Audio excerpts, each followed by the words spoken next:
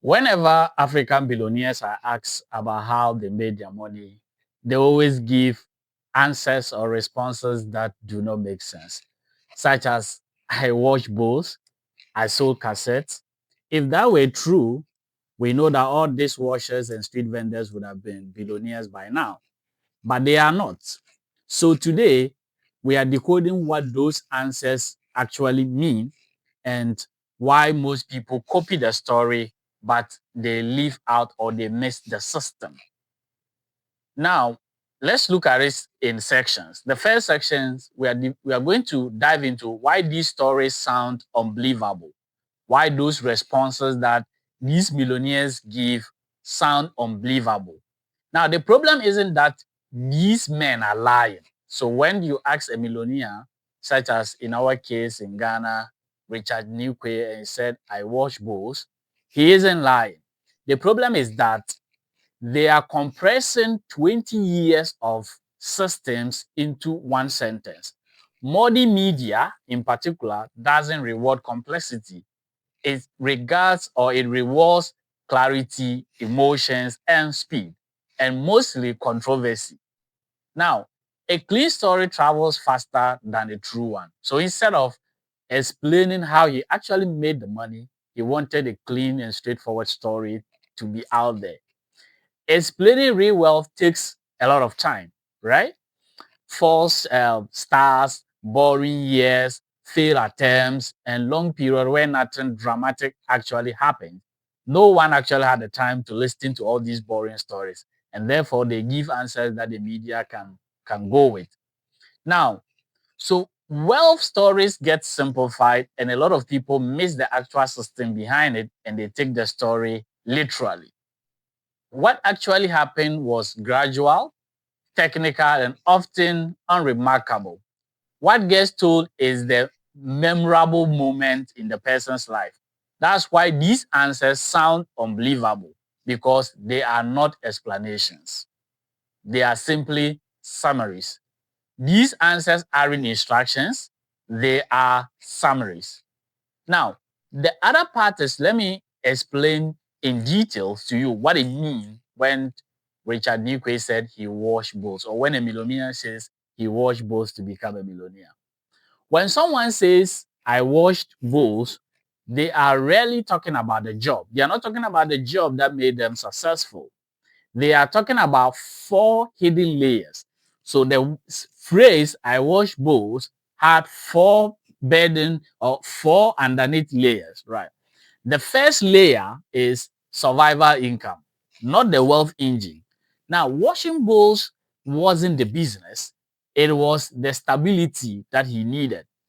It paid the rent, it covered food, and it reduced uncertainty.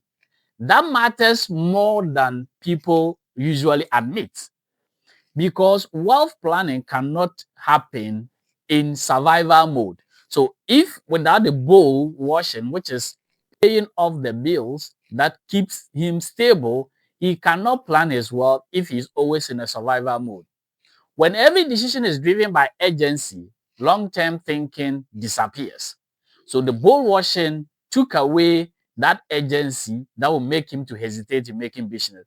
That job didn't create wealth, it created control and also control buys time. So the washing of the bowl, the first thing that it did is simply to create a survival income, and that survival income created that stability he needed. The second layer of the phrase I wash bowl is discipline inside a system. Now, low status work in high standard environment teaches system thinking, not theory, but practice. So you learn speed, you learn about consistency, you learn about processes, and you learn about accountability. You learn how output is measured. You learn how small inefficiencies compound over time. This is often where future business owners quietly learn how systems work before building their own systems or before building their own empires. So the discipline, the processes, the exposure that this menial job exposed you to in a high standard community is actually a core ingredient in wealth building. The third thing that happened when he says, "Oh, I wash bowls," the third layer is that it created the foundation for capital formation. Now, even small savings matter if they are your first control capital.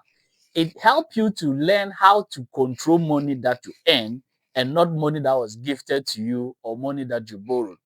Money you earn, saved, and protected. So that capital formation, that discipline of saving is actually a core survival admission to the fact that the bull washing exposed you to it. Now, it teaches restraint because you have small income and you have to restrain yourself from spending lavishly. It teaches risk awareness, how you can manage this money and grow that capital eventually, and also teaches patience because your capital might be small and you cannot make much returns from it. So you have to be patient on how you invest and how that capital formation eventually become a bigger one. So without this phase of bull washing or without this phase, people treat money casually and lose it quickly. If you are thinking critically, this bull washing is just a metaphor. Now, let's look at the fourth layer of bull washing, transition to a scalable vehicle. This is where the story usually skips, right? When you say I watch bulls, the story usually skips this part. The money came later from finance, distribution, or ownership, not labor. So, one thing you should take away from it is you cannot become a billionaire through only labor. No one gets rich from labor alone.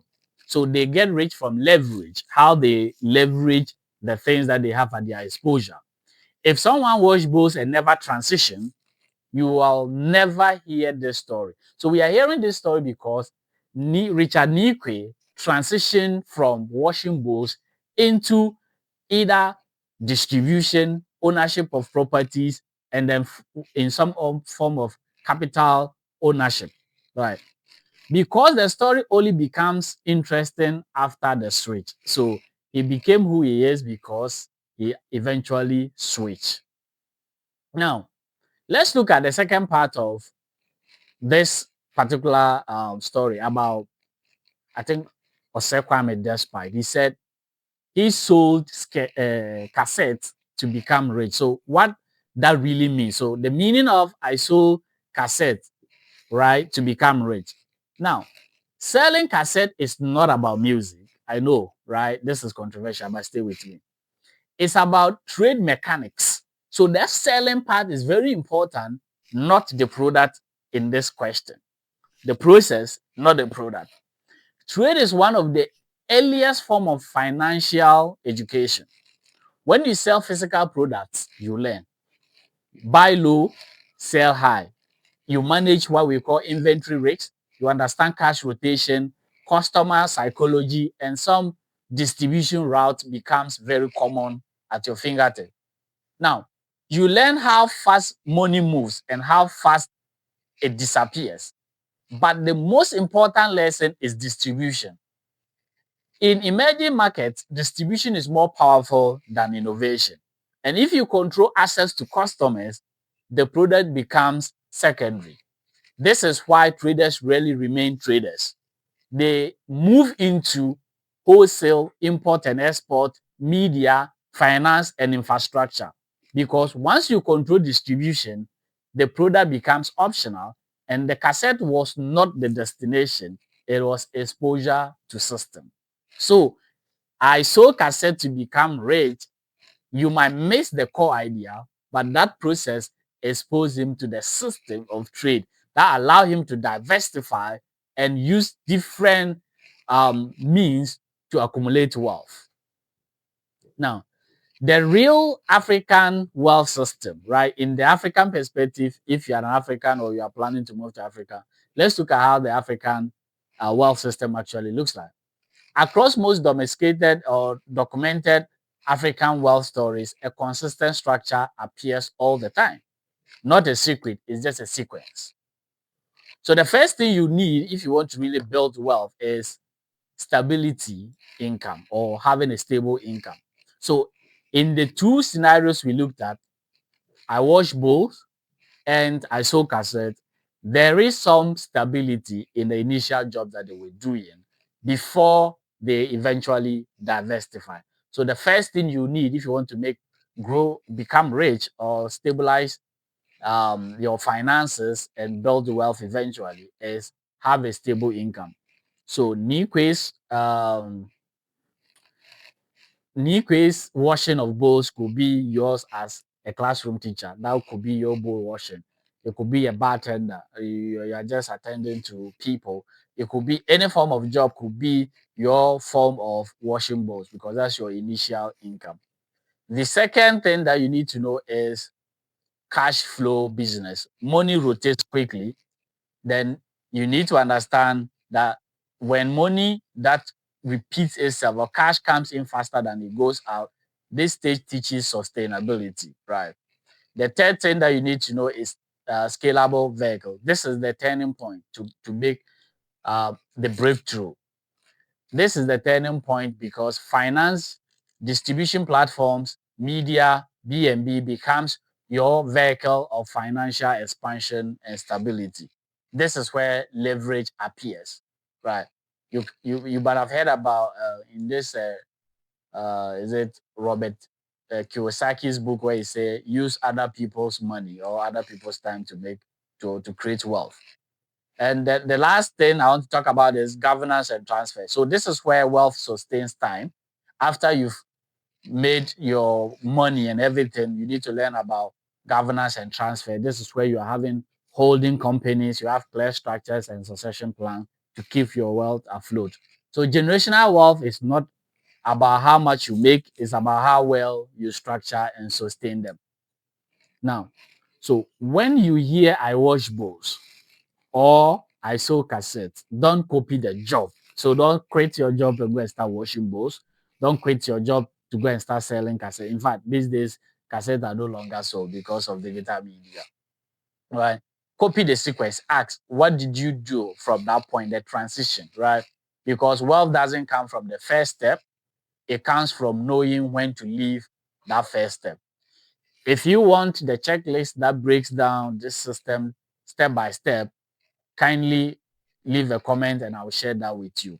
So thank you for watching and thank you for understanding that I wash bowls and I sold cassette are not literally the first thing that made these people millionaires, but it is the system that these processes expose them to, the diversification and the knowledge that they gain that eventually made them who they are. So thank you for watching.